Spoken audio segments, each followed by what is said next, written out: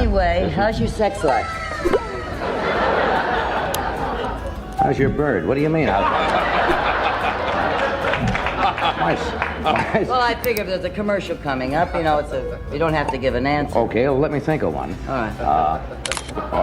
Or we'll see how my sex life is during... What was your first sexual experience? And he started to tell me. He said, "You want to hear her name?" The day he was 17, and I kept saying, "I was kidding." He said, "Well, and let me tell you." And then I kept, "Johnny, I was kidding. I was kidding." He is such a blabbermouth. You know what we hear about cool, aloof? For your first sexual experience?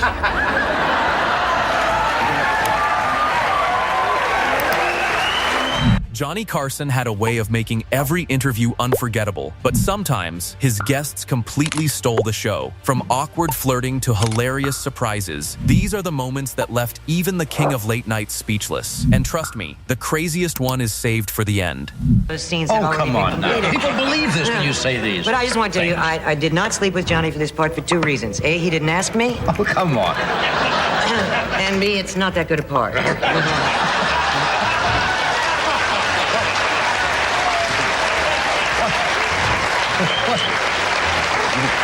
What part are you talking about? The one I... Johnny Carson has seen it all, but when this guest dropped the lover line, even the king of late night didn't know what hit him. Be my lover.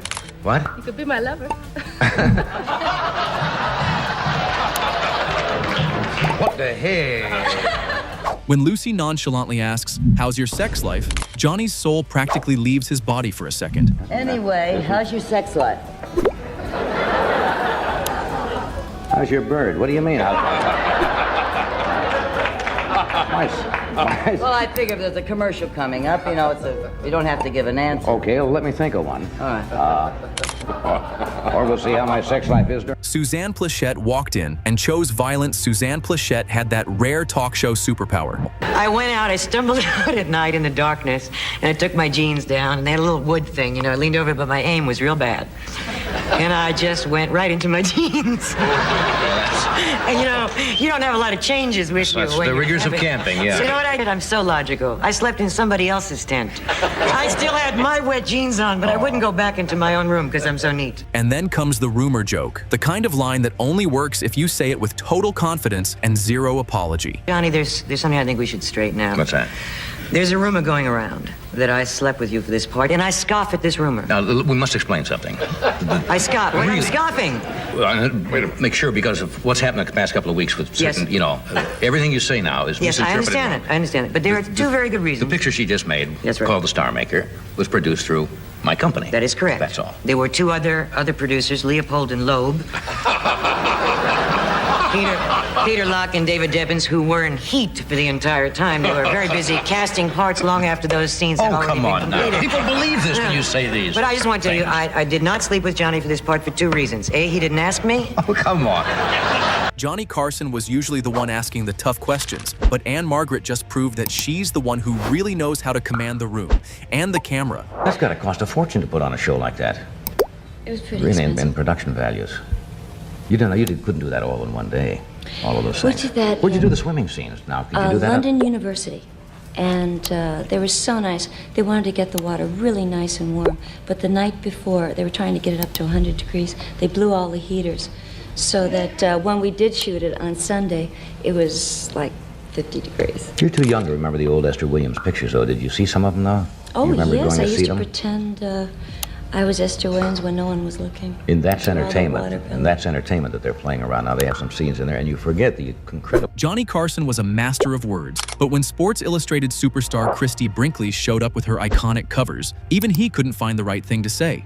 Is the big seller, right? It causes such, I mean, I just can't everybody understand it. It's hard to understand. That's a beautiful picture. Now, you've been on 3, right? The last 3 years? This was, what year was this? This was 1980. Just, you know, show these pretty pictures, you. And this was in 1979. That was in the Seychelles. That was so You kind of have a lock, don't you, on the covers of Sports Illustrated? Now, where was that? You said, where was this? in the Seychelles Islands, Seychelles Islands. Now, down in the Indian Ocean, just a little to the left of Madagascar. Madagascar in the spring. Huge as a book. Johnny Carson was ready to bet his life that Cheryl Tiegs had never been on the show. But he clearly forgot that a name change and a few years can change everything. He said to me, he says, do you remember when she was on before? I said, Cheryl, that hasn't been on a show before. He said, yes, she was. And I was ready to put a good-sized bet down. And then somebody mentioned a name. And I said, now, I remember that name very well because we discussed the problems you were having with the name, right? Did, yes. Now, what was it, about 3 or 4 years ago? It was in 73. 1973. And I came out and I was introduced to Cheryl Stoppelmore, which is my maiden name. Cheryl And you Stoppelmore. said Stoppelmore. Cheryl Stoppelman. Stoppelman. And we talked about that. Right. And I did a song, and it's been a long time. Johnny Carson thinks he's just reading a boring letter, but he's about to announce the biggest news in Tennessee history, and Dolly Parton's reaction is absolutely priceless. Answer it, but since I can save some money this way, I'll answer it on the air. It's from the city officials, Carl Hatcher, Vice Mayor, the Alderman Luther Gilbert, a whole bunch of people, and Gary Wade, the mayor of Sevierville, I believe. Sevierville, Tennessee, I believe. My hometown. This is Dear Johnny. On behalf of the city of Sevierville, we would like to invite you to join us in celebrating the dedication of the Dolly Parton Parkway. Johnny Carson spent 8 years saying no to an interview, but he definitely wasn't ready for this guest to reveal his biggest secret on national TV. 8 years asking Johnny Carson if he would do an interview. And for 8 years, he very sweetly calls me up and says no. And also, I have learned something that I don't know whether everybody knows, but I will tell you all. He has great legs. The question she asked me on this interview was, we're sitting there and I said, you know, don't get into two things that are too personal. And you start off and saying, what was your first sexual experience? I did. Now, was that a joke or? Yeah, I started to answer He it. did. I thought. I wanted to be a good interview. He really did. That'll loosen him up. So I said, what was your first sexual experience? And he started to tell me. He said, you want to hear her name? The day he was 17. And I kept saying, I was kidding. He said, well, and let me tell you. And then I kept, Johnny, I was kidding. I was kidding. He is such a blabbermouth. You know what we hear about cool, aloof? For your first sexual experience?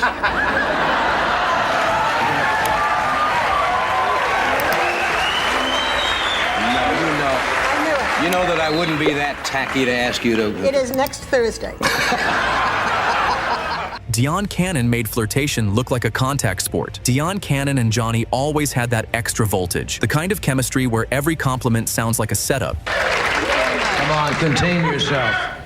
This is a lady. This is no floozy that walked off the street here. Oh, you're not going to start with that already. I wanted to Yes? come on, but you were never here, Johnny. Oh, come on now. No. Thank you.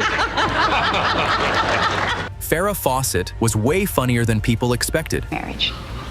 That in the film. In the film. I have an unhappy marriage. And so my character meets a very special man who's Jeff Bridges, who's wonderful in the film, I might add. And so we decide that in just a couple of days we fall in love. And we happen to be up in my bedroom and I'm showing him my drawings, but that's all we're doing. And he says, are you really going to leave your husband and marry me? And I say, yes. And he says, well, then we'll tell him. And I say, okay. And all of a sudden we hear someone coming in and it's my husband. So we said, well, we'll do it now. So we finally get up the courage and we walk downstairs and my husband's dead. Now that's, I shouldn't. Your husband's dead? My husband is dead, killed with a knife in his back. But it's a comedy, you know, so you have to see it. That moment is gold because Farrah sells the darkest possible beat with total sincerity, which somehow makes it even funnier. And her tossed-off line about cut hair ending up in the garbage is classic Carson fuel. Yes, you noticed I cut my hair. I was going to say in there, Yeah, about 5 inches, and I was filming in New York. Now, what'd you do with the hair that you cut off? How many requests do you get? Oh, isn't How many that requests funny? do you get for people who say, send me a lock of your hair? A lot of fan letters that I get would like a lock of Right. hair. Now, what happened at the 5 inches that was cut off? Well, we were rushed. It's on the floor in the garbage someplace. Zsa Gabor treated the whole show like a jewelry commercial gone rogue. Some guests came on Carson to plug a movie. Zsa Gabor seemed to come on Carson to plug herself. The accent, the diamonds, the glamour, the chaos, all of it. She wasn't just a guest. She was a moving chandelier with punchlines. Then what did you find out, Inspector? They robbed you, you mean outside the theater? No, in the hotel, in the elevator. Two big men with guns, they came in the elevator. How'd you like this, by the way? You can't get batteries for it, I know that. How'd you like this? Look at it. It's magnificent. You know The famous Carlman diamond has a curse on it. Man-made. This is a man-made diamond. Curse is Mrs. Carlman. Man-made? Zircon. Irving. Dolly turned praise into a roast in 10 seconds. If you want one of the cleanest examples of why Dolly Parton always worked on Carson, it's this. You said you made up. Well, I wrote this song because it's been real good for me ever since I started on your show. And you said one time, once I got to be real famous, I probably wouldn't come back on the show, but I always will. I'm here about as much as you are. Farrah and Johnny could make anything weirdly hilarious. This is pure Carson magic. Coming up, Oh, coming he's back on so the show? sweet. Isn't he a nice man? He's so sweet. He wore one of my tank tops. We did a show together, and he didn't have one, so I had a lot. He wore one of your tank tops? Yes, yes, yes. Come on, give me a break. The man weighs 240 pounds. No, it was very tight, you know. Yeah, I would guess so. Ed Ames gave Carson one of those moments that no producer could plan and no audience could ever forget. It starts like a neat little demonstration, something clean and harmless for TV. Then suddenly the room explodes because the bit lands in exactly the wrong place and becomes exactly the right kind of legend. This one, Johnny. No. What's that? Oh, this is a calf, but he doesn't have any eyes. But, But that does look like the the head of a cat. shape of a cow or a calf. Right. Okay.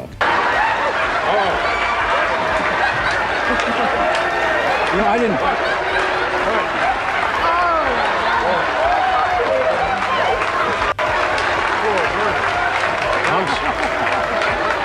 Excuse me.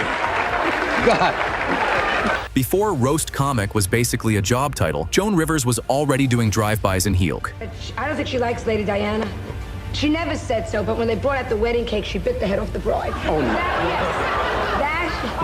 And the only time she laughed is when... Then she does what Joan always did best. She takes a normal setup and turns it grotesque in one beat. The plastic surgery line isn't just a joke, it's basically a speed run of her whole action. Went to this plastic surgeon. Make me like Bo Derek. Right. And he gave her a lobotomy.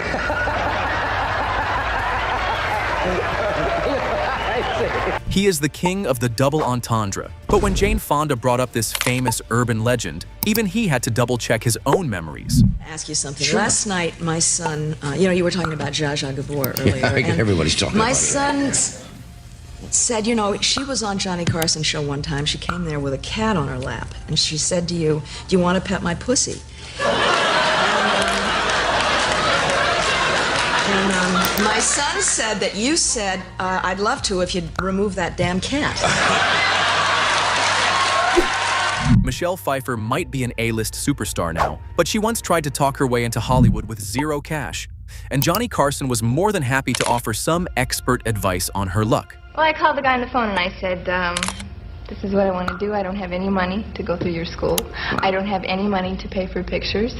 I don't want to sign any contracts with you, and how do I go about doing this? We did a test shoot, and... no, I didn't. No. And he was really a very nice man. Yeah, because at the point, I really look back and I think I've been very fortunate because I was very naive and I could have been taken advantage of many times. You certainly can. Yeah. And I think it happens a lot. Tonight may be the first time. As Lauren proudly explains the clever bookmark design from her book, Johnny can't help himself. That's the... It's a bookmark. But look, I remember this. It's a paper doll. Was this not one of the very first Stills? Yeah, stills it's on the spine of the book. Was this from what picture? It was. I think was it was this used before in the Having Big Have Sleep. Not or the Big Sleep? No, it was used in the. But you see, it's on the back of the book. It's on the. Now, and Valentine had a terrific idea, and they made a bookmark out of it. And Well, I just thought it was such fun. It's the only time I'll ever get you between the covers. Johnny asks what she's most comfortable in, expecting her to say jeans. But Mary flips the script. What are you most comfortable in? What am I most comfortable Yeah, when you're just sitting around the house or going shopping. Jeans? No. Strangely enough, I don't like jeans. You've always been recognized as being pretty much fashion conscious, and Yes. you wear clothes beautifully. Yes, I enjoy clothes very, very much. What am I most... I love bathing suits around the house. Love to just put on my little bikini and run around the house. Excuse me. Johnny Carson has heard every emotional story in the book, but Suzanne Summers just gave him a dose of honesty that he definitely didn't see coming. Taking oxygen at the same time, and I guess you were working Dom DeLuise's show, right? Yes, yes. That was about the nicest working experience I've ever had. He's Yeah. a lovely, lovely man. Yeah, I was looking through your book today. Yes? You write nice things. Thank you. Is this something just recent or that you always wanted to do, or? I mean, the poetry. Well, I did it for the money. You know. That's nice and honest. That's nice and honest for a change.